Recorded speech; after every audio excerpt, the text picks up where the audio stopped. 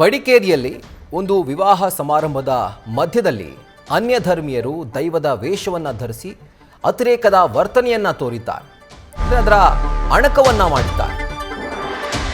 ಯಾವಾಗ ಈ ಒಂದು ವಿಡಿಯೋ ವೈರಲ್ ಆಯಿತು, ಈಗ ದೈವ ಅಪಹಾಸ್ಯದಲ್ಲಿ ಭಾಗಿಯಾದಂಥ ಯುವಕರು ಕ್ಷಮೆಯಾಚಿಸಿದ್ದಾರೆ.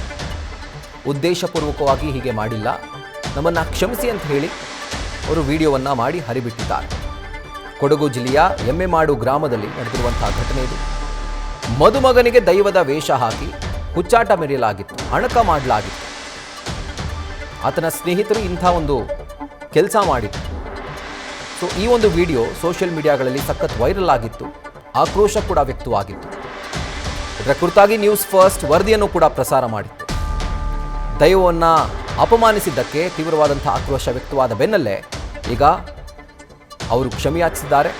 ಆ 6 ಜನರ ವಿರುದ್ಧ ಕೇಸ್ ಕೂಡ ದಾಖಲಾಗಿದೆ. ಇದರ ಕುರಿತಾಗಿ ಡೀಟೇಲ್ಸ್ ಅನ್ನ ಕೊಡ್ತಾರೆ ನಮ್ಮ ಕರೆಸ್ಪಾಂಡೆಂಟ್ ಪ್ರಜ್ವಲ್. ಈಗ ಫೋನ್ ಮುಖಾಂತರ ಜಾಯಿನ್ ಆಗಿದ್ದಾರೆ. ಪ್ರಜ್ವಲ್, ಆ ವಿಡಿಯೋದಲ್ಲಿ ಅಂದ್ರೆ ಕ್ಷಮೆಯಾಚನೆ ಮಾಡಿರುವಂತಹ ವಿಡಿಯೋದಲ್ಲಿ ಹೇಳ್ತಾರೆ ಖಾಸಗಿ ಕಾರ್ಯಕ್ರಮ ಇದು ಅಂತ. ಖಾಸಗಿ ಅಂತಂದ್ರೆ ಏನ್ ಬೇಕಾದ್ರೂ ಮಾಡಬಹುದಾ ಅಂತ? ಹಾಗಿದ್ರೆ ಎಸ್ ರಾಹುಲ್, ನಿಜಕ್ಕೂ ಏನು ತುಳುನಾಡಿನ ದೈವ ಮತ್ತು ದೈವದ ಕಾರಣಿಕ ಸಾಕಷ್ಟು ಮಹತ್ವವಾದುದು ಮತ್ತು ಪವಿತ್ರವಾದುದು. ಇಂತಹ ದೈವದ ವಿಚಾರದಲ್ಲಿ ಈ ರೀತಿಯ ಅಪಹಾಸ್ಯ ಮಾಡ್ತಕ್ಕಂಥದ್ದು ನಿಜಕ್ಕೂ ಖಂಡನೀಯ. ಜೊತೆಗೆ ಕೋಟ್ಯಾನುಕೋಟಿ ಭಕ್ತರ ಒಂದು ಭಾವನೆಗಳಿಗೆ ಧಕ್ಕೆಯನ್ನ ಉಂಟು ಮಾಡಿರ್ತಕ್ಕಂಥದ್ದು. ಕೊಡಗು ಜಿಲ್ಲೆಯ ಎಮ್ಮೆಮಾಡು ಎಂಬ ಒಂದು ಗ್ರಾಮದಲ್ಲಿ ಏನೊಂದು ಈ ಘಟನೆ ನಡೆದಿದೆ. ಮುಸ್ಲಿಂ ಸಮುದಾಯದ ಮದುವೆಯಾದ ನಂತರದಲ್ಲಿ ರಾತ್ರಿ ಮದುಮಗನಿಗೆ ಈ ರೀತಿಯಾಗಿ ವೇಷವನ್ನ ಹಾಕಿ ಆತನ ಸ್ನೇಹಿತರು ದೈವದ ವಿಚಾರದಲ್ಲಿ ಅಪಹಾಸ್ಯವನ್ನ ಮಾಡಿರ್ತಕ್ಕಂಥದ್ದು. ಈ ಬಗ್ಗೆ ಆ ಒಂದು ವಿಡಿಯೋ ವೈರಲ್ ಆದ ತಕ್ಷಣ ಸಾಕಷ್ಟು ಆಕ್ರೋಶ ವ್ಯಕ್ತವಾಯಿತು. ಜನರು ಕೂಡ ದೂರನ್ನು ಕೂಡ ಕೊಟ್ಟರು.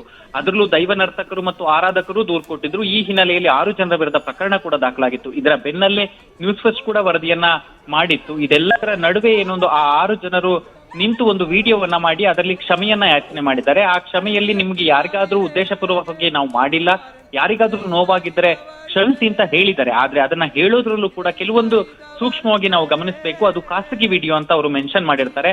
ಒಂದು ಕಾರ್ಯಕ್ರಮದಲ್ಲಿ ಅಥವಾ ಮದುವೆ ಆಗ್ಲಿ ಯಾವುದೇ ಆಗ್ಲಿ ಮನೆಯಲ್ಲೇ ಮಾಡ್ಲಿ ಎಲ್ಲೇ ಮಾಡ್ಲಿ ಆ ಒಂದು ವಿಡಿಯೋವನ್ನ ಮಾಡಿ ಒಂದು ಸಮುದಾಯದ ಒಂದು ಧರ್ಮದ ದೈವಕ್ಕೆ ಈ ರೀತಿಯಾಗಿ ಅಪಮಾನವನ್ನ ಮಾಡಿ ಅಪಹಾಸ್ಯವನ್ನ ಮಾಡಿರ್ತಕ್ಕಂಥದ್ದು ಸಾಕಷ್ಟು ಭಕ್ತರಲ್ಲಿ ನೋವನ್ನ ಉಂಟು ಮಾಡಿದೆ. ಈ ರೀತಿಯ ಮಾಡೋರ ವಿರುದ್ಧ ಕಠಿಣ ಕ್ರಮ ಆಗ್ಬೇಕು ಅಂತ ಕೂಡ ಇಲ್ಲಿನ ಭಕ್ತರು ಹಾಗೂ ಜನರು ಒತ್ತಾಯವನ್ನ ಮಾಡ್ತಾ ಇದ್ದಾರೆ.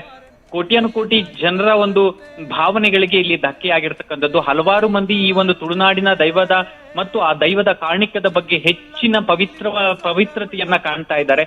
ಹೀಗಾಗಿ ಇವರು ಮಾಡಿರ್ತಕ್ಕಂತಹ ಕೃತ್ಯಕ್ಕೆ ಕ್ಷಮೆಯಾಚಿಸಿದ್ರೆ ಕೂಡ ಸಾಲದು, ಇದರ ವಿರುದ್ಧ ಕ್ರಮ ಆಗ್ಬೇಕು ಅನ್ನೋ ಒಂದು ಆಗ್ರಹ ಕೂಡ ಕೇಳಿ ಬಂದಿರತಕ್ಕಂಥದ್ದು. Rahul, right Prajwal, thank you ಡೀಟೇಲ್ಸ್ಗೆ.